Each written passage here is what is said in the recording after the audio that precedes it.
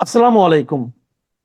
প্রিয় দর্শক, অন্য মঞ্চের আলাপচারিতায় আপনাদের সকলকে আমন্ত্রণ জানাচ্ছি। সুপ্রিয় দর্শক, স্বাগত জানাচ্ছি আমাদের সমসাময়িক বিষয়ক টক শো অন্তরালের আলাপে।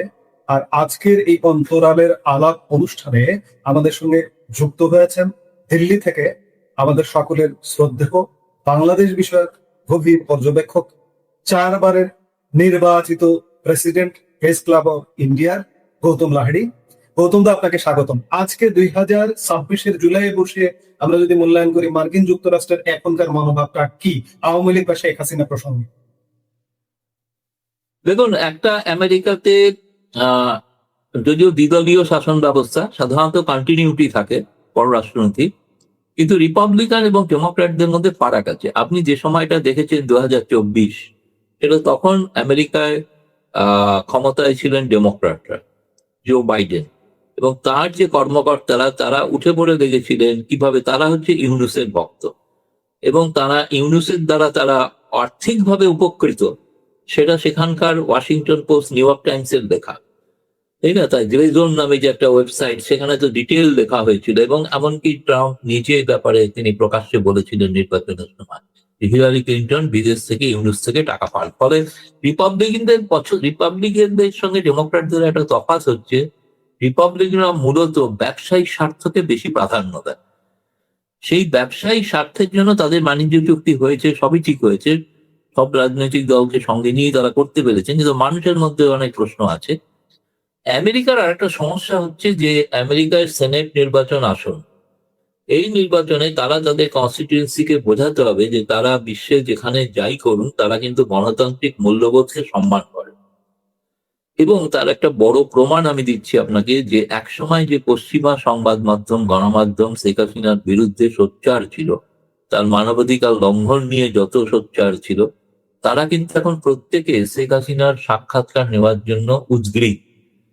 রয়টার্স তো হয়েইছে, আপনি হয়তো জানেন, দেখেছেন, এর মধ্যে জাপানের কিওডো এজেন্সি একটা ইন্টারভিউ করেছে, এবং আমি জানি south China morning post interview করছে, এএফপির ইন্টারভিউ হয়ে গিয়েছে, ব্লুমবার্গের ইন্টারভিউ হয়ে গিয়েছে বলে শুনেছি, সেগুলো যে কোনো মুহূর্তে প্রকাশিত হতে পারে। অর্থাৎ পশ্চিমা গণমাধ্যম তারা মনে করছেন যে বাংলাদেশে যেটা ইনক্লুসিভ পলিটিক্স, যে বিষয়ে ভারতের সঙ্গে তারা সহমত, অনেক বিষয়ে আমেরিকার সঙ্গে ভারতের দ্বিমত আছে, মত পার্থক্য আছে, কিন্তু এই একটা বিষয়ে একমত যে ইনক্লুসিভ পলিটিক্স বাংলাদেশে হওয়া উচিত।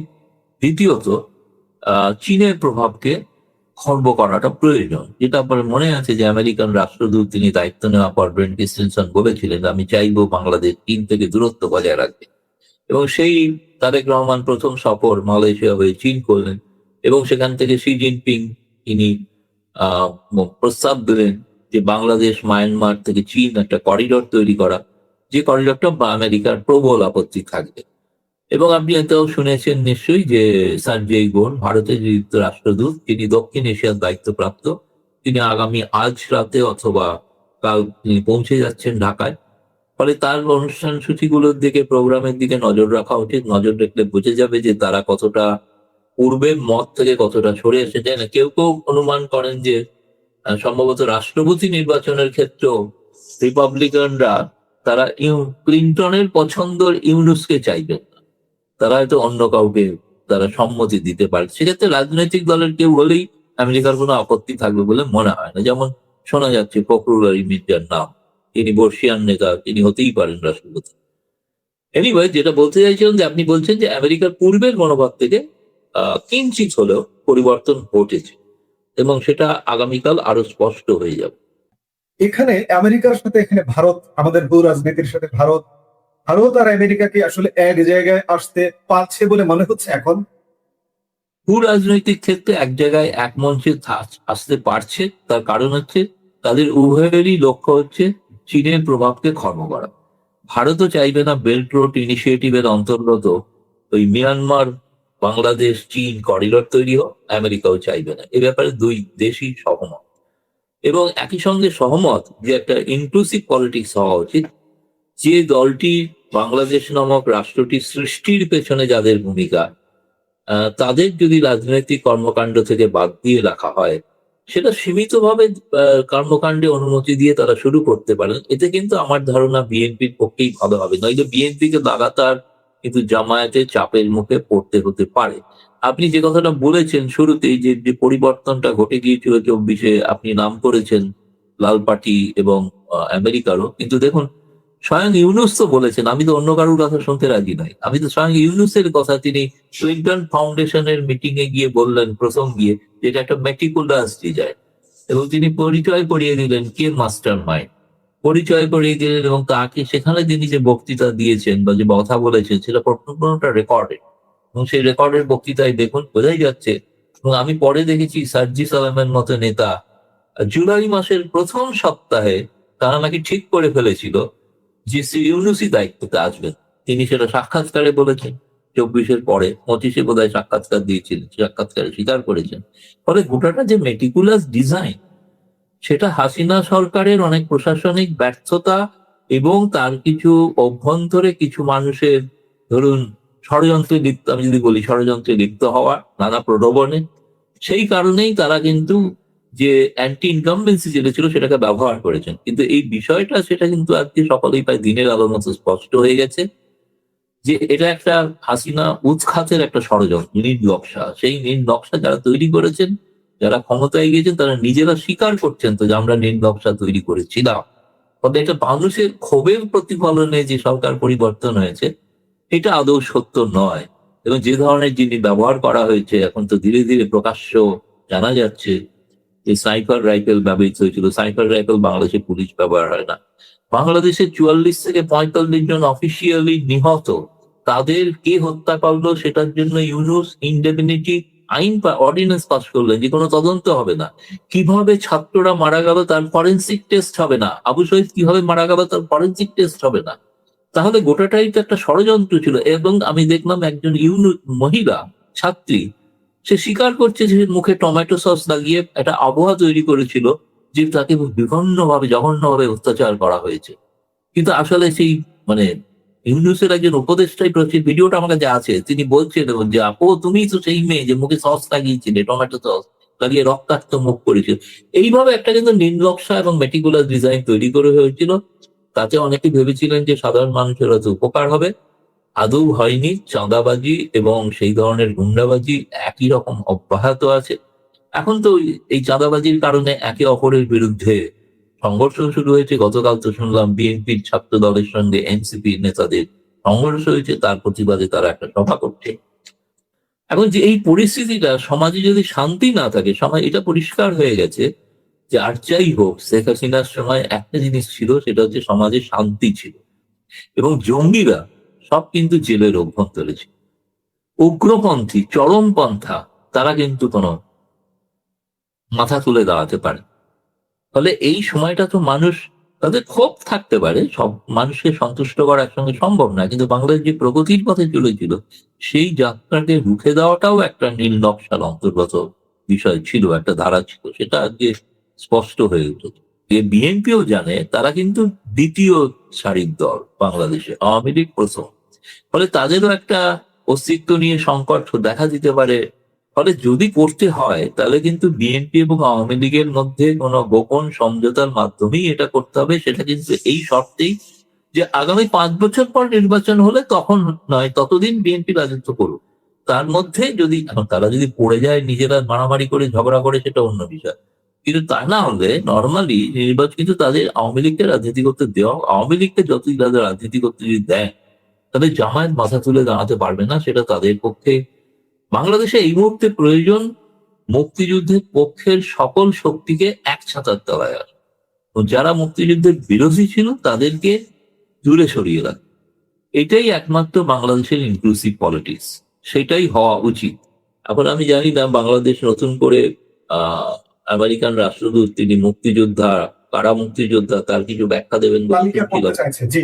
হ্যাঁ, কিছুটা কি জানি না, সেটা না হলেও আমরা বুঝতে পারবো। তবে আমেরিকান এম্বাসি ঢাকার, যেটা, সেখানে জামায়াতের যে আগে যে প্রভাব ছিল সেটা আর নেই। তাদের মধ্যে 48 জনের মধ্যে প্রায় বেশিরভাগকেই সেখান থেকে সরিয়ে দেওয়া হয়েছে। তারা অন্য একটা হয়তো চাকরি করছেন, কিন্তু অনেককে বরখাস্ত করা হয়েছে। আগে জামায়াতে শেখ হাসিনা থাকাকালীন জামায়াতের যে বারবান্ত আমেরিকান এম্বাসির মধ্যে ছিল সেটা এখন আর নেই। আমেরিকান এম্বাসির মধ্যে একদা যারা ওই পশ্চিমা গণমাধ্যমে কাজ করতেন তাদের যে একটা হোয়াটসঅ্যাপ গ্রুপ পরিচালিত হতো সেটাও এখন নেই। এখন নিজেদের মধ্যে একটা হোয়াটসঅ্যাপ গ্রুপ পরিচালিত হয়েছে। তবে আগামী দিন আমার মনে হচ্ছে মানুষকে, শুনুন, শেষ কথা বলে মানুষ, শেষ কথা রাজনৈতিক দল বলে। ফলে মানুষকেও সিদ্ধান্ত নিতে হবে তাদের ভবিষ্যৎ তৈরির জন্য। এরকম একটা অনিশ্চয় অবস্থার মধ্যে আর কতদিন থাকবে। তাদেরও একটা চাপ তৈরি করতে হবে সরকারের ওপর যে আসুন আমরা সকলে মিলে বাংলাদেশের স্বার্থে এক হই এবং একটা আদর্শে এক হই। সে আদর্শটা মুক্তিযুদ্ধ। কোনো নির্দিষ্ট দল বা ব্যক্তির কথা বলছি না, মুক্তিযুদ্ধের আদর্শে সকলে ঐক্যবদ্ধ হওয়ার প্রয়োজন আছে। তাহলেই বাংলাদেশ আবার ঘুরে দাঁড়াতে পারবে। নইলে বাংলাদেশ আমার মতে আরো রসাতলে যাবে। এই বাংলাদেশের বর্তমান বিএনপি সরকার এবং ভারত সরকার, আমরা শুরুতেই দেখেছি যে ভারত সরকারের এই বিএনপি সরকারের প্রতি একটা স্বাগত জানানোর একটা ব্যাপার ছিল শুরুর দিকে, এবং এখন আমরা সম্প্রতি দেখলাম যে ব্রিক্স সম্মেলনে অতিথি হিসেবে বাংলাদেশের প্রধানমন্ত্রী তারেক রহমানকে নরেন্দ্র মোদী আমন্ত্রণ জানিয়েছেন। আজকে বসে আপনি ভারত এবং বর্তমান বিএনপি সরকারের সম্পর্কটাকে কিভাবে দেখছেন? কারণ আমাদের সামনে আরো অনেক কিছু ইস্যু আছে, গঙ্গা চুক্তি আছে, এই বিষয়গুলা আসলে যাত্রাটা কেমন হচ্ছে এখন? দেখুন, সত্যি কথা বলতে গেলে ভারত প্রথম দিন থেকেই তারেক রহমান সরকারের প্রতি সহযোগিতার হাত বাড়িয়েছে। এরকম প্রথম পার্লামেন্টে খালেদা জিয়ার মৃত্যুর পর শোক প্রস্তাব পালিত হয়েছে, সকলে উঠে দাঁড়িয়ে শোক প্রস্তাব পাঠ করেছেন এবং সম্মান জানিয়েছেন। সুতরাং ভারতের দিক থেকে আপনি বাংলাদেশের যে নিত্য প্রয়োজনীয় জিনিস সেগুলো ভারত সরবরাহ করে চলেছে। সে ডিজেলই হোক, কিংবা নিত্য প্রয়োজনীয় পণ্য হোক, অথবা বিদ্যুৎ হোক, কোনোটাই বন্ধ হয়নি। এবং বারবার ভারত সহযোগিতার হাত বাড়াতে যে এক কারণে যে যেহেতু আওয়ামী লীগ ক্ষমতায় নেই, ক্ষমতায় একটা নির্বাচন প্রশ্নবিদ্ধ হলেও একটা নির্বাচিত সরকার, ফলে তার সঙ্গে সম্পর্ক রাখাটা যেমন হাসিনা সরকারের সঙ্গে সম্পর্ক রাখতো ভারত, তেমনই তারেক রহমানের সঙ্গে সম্পর্ক রাখতে চাও। কিন্তু আমাদের ভারতীয় হিসেবে আমাদের অভিজ্ঞতা হচ্ছে যে তার প্রতিদান আমরা বাংলাদেশ থেকে দেখছি না। তিনি কি, ধরুন, যদি এককালে বলা হতো হাসিনার সময় হাসিনা অনেক কিছু ভারতকে দিয়েছেন, তাহলে ভারত আমাদের কি দিল, এই প্রশ্নটা হতো। আজকের প্রশ্ন হচ্ছে ভারত অনেক কিছু দিচ্ছে, তারেক রহমান সরকার, বিএনপি সরকার কি দিয়েছে ভারতকে ক্ষমতায় আসার পর? একটা উদাহরণ দিন, কোনো উদাহরণ। একমাত্র জঙ্গিদের ছেড়ে দেওয়া ছাড়া এবং ভারত বিরোধী মন্তব্য করা ছাড়া আর কি দিয়েছেন তারা? একটা কিছুই দেননি। অথচ সবটাই হচ্ছে ভারত থেকে পাওয়া বিদ্যুতের জোরেই কথা বলতে পারছেন। দ্বিতীয়ত, আপনি যেটা বললেন ব্রিক্স প্রসঙ্গ, ব্রিক্সে যেহেতু এই মুহূর্তে বিমস্টেকের পৌরোহিত্য করছেন বাংলাদেশ, ফলে বাংলাদেশের যিনি প্রধানমন্ত্রী তাকে সেই কারণে আমন্ত্রণ জানাতেই হবে, এবং সেই আমন্ত্রণ নরেন্দ্র মোদী জানিয়েছেন, তিনি উপেক্ষা করেননি। তিনি তাতেও বলেছেন তার সঙ্গে দ্বিপাক্ষিক তিনি কথাও বলতে চান, বৈঠক করতে চান। আমার ধারণা যে সেপ্টেম্বরে যেহেতু যদি সত্যি শেষ পর্যন্ত তারেক রহমান আসেন, সেখানে একটা আওয়ামী লীগ অন্যতম একটা গুরুত্বপূর্ণ আলোচনার বিষয়। কারণ সরাসরি কোনো কথা তো বলা যাচ্ছে না তারেক রহমানের সরকারের সঙ্গে। ফলে এখানে এলে একান্তে তারেক রহমানের প্রধানমন্ত্রী মোদী যদি মিলিত হন, তাহলে সামগ্রিকভাবে বাংলাদেশ ভারতের উভয়ের স্বার্থ এবং বাংলাদেশের স্বার্থের ক্ষেত্রে সব থেকে বেশি জরুরি সেটা হচ্ছে সেখানে সামাজিক শান্তি প্রতিষ্ঠা করা, যেটা কিছুদিন আগে সজীব ওয়াজেদ জয় অক্সফোর্ডে লন্ডনে বললেন, যেটা যদি উপেক্ষা করে বিএনপি তাহলে বাংলাদেশ গৃহযুদ্ধের মধ্যে পড়বে। বাংলাদেশে যদি গৃহযুদ্ধ হয় তার প্রভাব ভারতে পড়বে, সুতরাং ভারতের দিক থেকেও সেটা সুখকর। সেই কারণে ভারত তারেক রহমানের সঙ্গে একটা পরিষ্কার স্পষ্ট আলোচনা করে বুঝে নিতে চান যে তারা কতটা শান্তি, ইনক্লুসিভ সোসাইটি, ইনক্লুসিভ পলিটিক্স তৈরি করতে চাইছেন বাংলাদেশে। সেটা খোলাখুলি একটা আলোচনা হওয়ার সুযোগ হচ্ছে ব্রিক্সকে কেন্দ্র করে। এই প্রথম একটা সুযোগ ঘটবে যে তারেক রহমানের সঙ্গে প্রধানমন্ত্রী নরেন্দ্র মোদীর একটা 1-to-1 কথা বলার। ফলে এই আমি যে বাকি দ্বিপাক্ষিক সহযোগিতা যেগুলো সেগুলো কোনোটাই খুব একটা এগোয়নি, কোনোটাই। কারণ যখন খলিলুর রহমান ভারতে এসেছিলেন তখন ভারত প্রস্তাব দিয়েছিল যে বাংলাদেশ এবং ভারতের মধ্যে প্রায় 70টার উপরে দ্বিপাক্ষিক ব্যবস্থাপনা আছে, সেগুলোর বৈঠক একের পর এক শুরু হোক। কিন্তু একমাত্র বিএসএফ বিডিজি বৈঠকটা ছাড়া আর কোনো বৈঠক হয়নি। খালি একটা টেকনিক্যাল টিম এসেছিল জয়েন্ট রিভার কমিশনের অধীনে, তারা হচ্ছে পানি মাপতে, কিন্তু এর বেশি কিছু। তাও সেটা তারেক রহমান সরকার শেষ মুহূর্তে পাঠিয়েছেন, তখন দেরি হয়ে গেছে, কারণ এরপরে তো বন্যা, সেটা শুকা মরশুমের পানি ডিস্ট্রিবিউশনের ব্যাপার। ফলে আর কোনো বিষয়ে কিন্তু কোনো অগ্রগতি হয়নি। একমাত্র বিএসএফ বিজিবি বৈঠকের পর একটু আপাতত একটু পুশব্যাক পুশিং গুলো একটু কম হয়েছে। সেটা একটা গুরুত্বপূর্ণ ভালো দিক।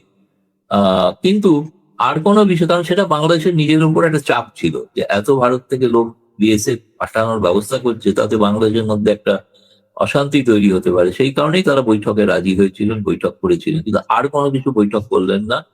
এবং আমরা দেখতে পাচ্ছি যে শেখ হাসিনা ঘোষণা দেওয়ার পর আপনাদের রাষ্ট্রপতি শাহাবুদ্দিন সাহেবকে সরিয়ে দেওয়া হলো।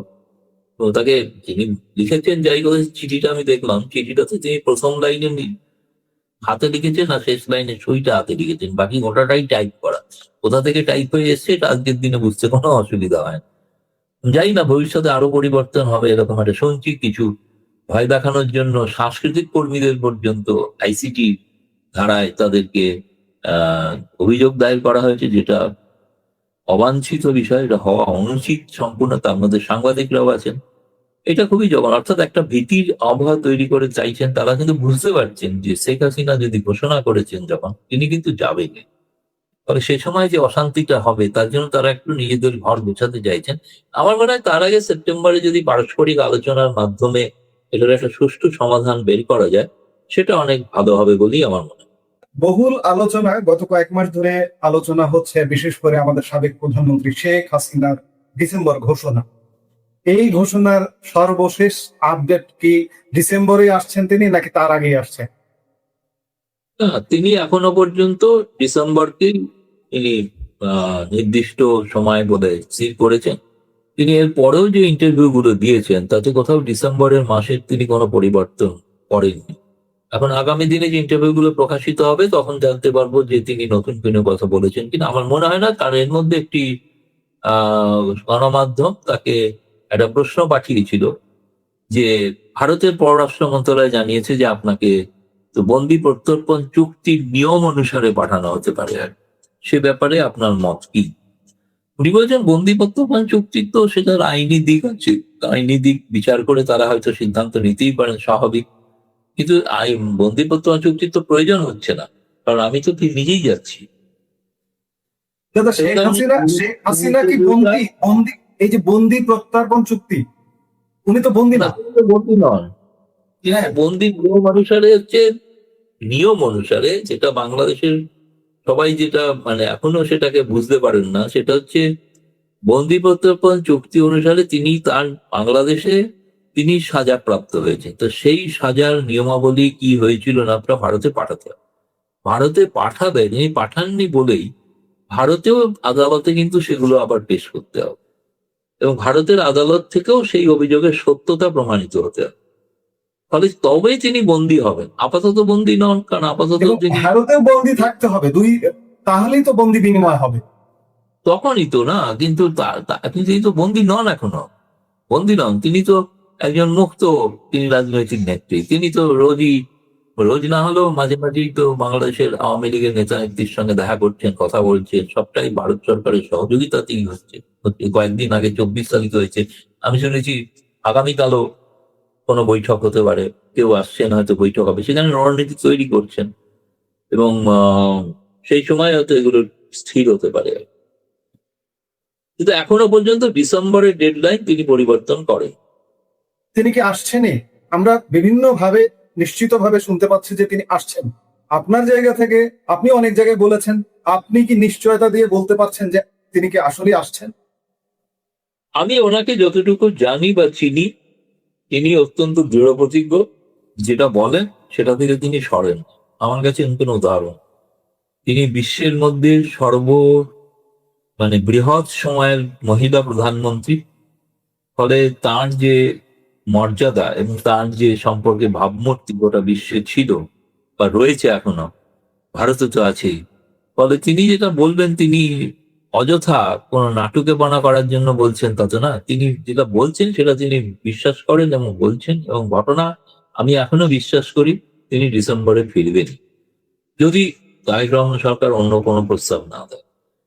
আচ্ছা, তিনি ফিরবেন, কিন্তু এখানে একটা উদ্বেগের জায়গা আছে, উৎকণ্ঠার জায়গা আছে। বাংলাদেশে তার নিরাপত্তা ঝুঁকি ছিল বলে 2024-এর 5 অগাস্ট ভারত সরকারের সহযোগিতায় তাকে ভারতে নিয়ে যায় নিরাপদ আশ্রয়ে রাখা হয়। তিনি যদি ফেরেন, ওই যে নিরাপত্তা ঝুঁকিটা তাকে পিছু ছাড়ে না, সেটির কি হবে? এ ব্যাপারে ভারত সরকারের কোনো সহযোগিতা, বাংলাদেশ সেনাবাহিনীর সাথে সমঝোতা করেই কিন্তু তাকে নিয়ে যাওয়া হয়েছে তাকে পাঠানোর ব্যাপারে। এবং এখানে যে বাংলাদেশে এসে তিনি থাকবেন, বাংলাদেশ সরকারের সাথে বা সেনাবাহিনীর সাথে কোনো সমঝোতা বা এরকম কিছু থাকবে কিনা, আপনি কি মনে করেন?